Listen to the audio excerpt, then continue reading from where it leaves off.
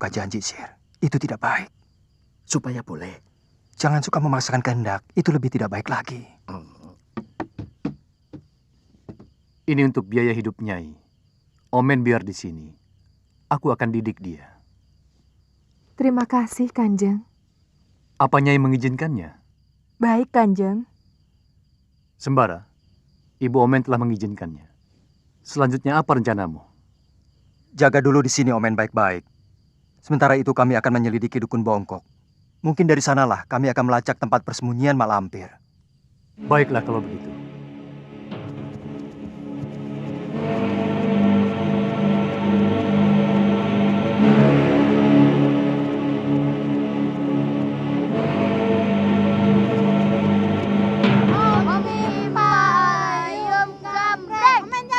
Rencana Pendekar Sembara untuk mengungkap tujuan mak lampir.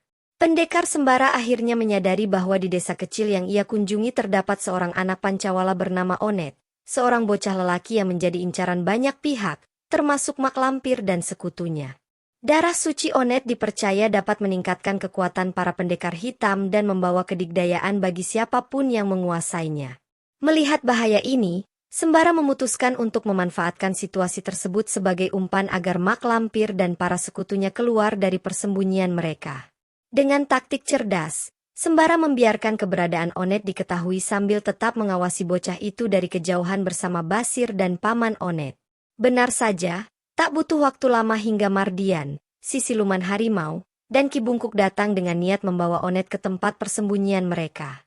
Dengan kepiawaian mereka, keduanya mencoba merayu Onet. Ki Bungkuk bahkan menawarkan permen dalam jumlah banyak untuk membujuk bocah itu. Tanpa curiga, Onet menurut dan mengikuti mereka. Namun, di balik langkah kaki kecilnya, mata Sembara, Basir, dan paman Onet tak pernah lepas mengawasi. Mereka menunggu saat yang tepat untuk bertindak. Kemunculan Kalagondang, musuh baru yang mengejutkan. Ketika perjalanan Mardian dan Ki Bungkuk membawa Onet hampir mencapai titik aman, bahaya lain muncul. Dari balik pepohonan yang gelap, sesosok siluman merah bernama Kalagondang menghadang jalan mereka.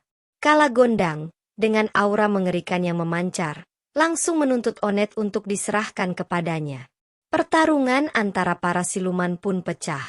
Meski Mardian dan Ki Bungkuk dikenal tangguh, mereka tak sebanding dengan kekuatan Kalagondang yang luar biasa. Dengan mudah, Kalagondang mengalahkan mereka dan merebut Onet. Ini uang kepeng untuk Omen. Di rumah paman masih ada 100 kepeng. Ikut paman, Omen ambil sendiri. Ya, ini buat kamu. Ini juga ya. Ayo. Loh, Omen, mau ikut tidak? Hah? Ikutan. Mau ikut tidak? Hah? Ikut.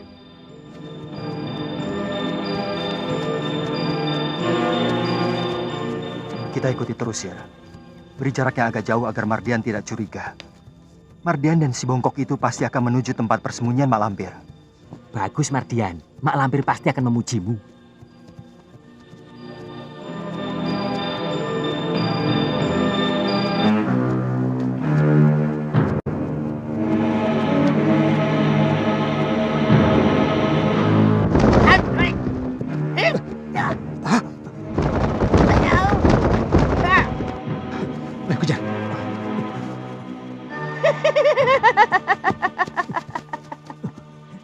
Keparat.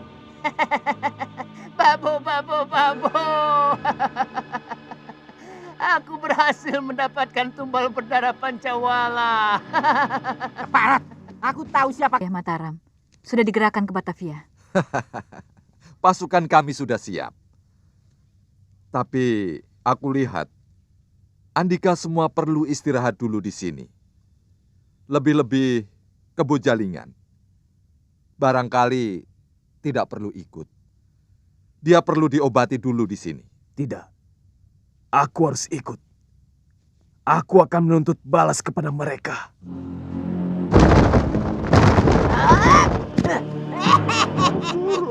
Tolong guru. Kurang ajar kau Kalagondang. Kedua muridku kau perlakukan seperti ini. Awas pembalasanku.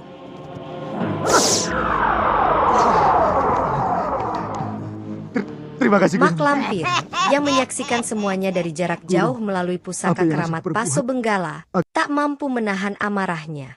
Rencana besarnya untuk menguasai kekuatan Onet kini terancam oleh kehadiran Kala Gondang.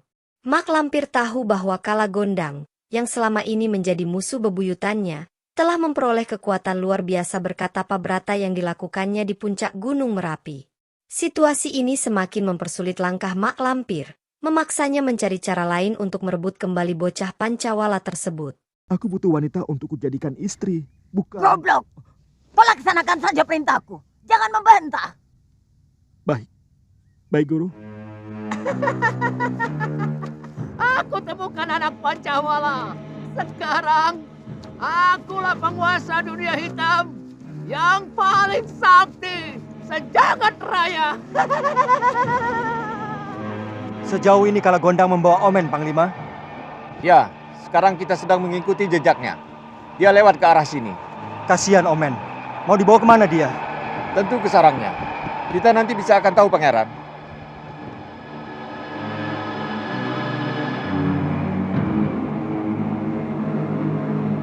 Apa aku tidak salah lihat? Yang digendongnya itu seperti Kakang Sembara. Coba aku lihat dari dekat.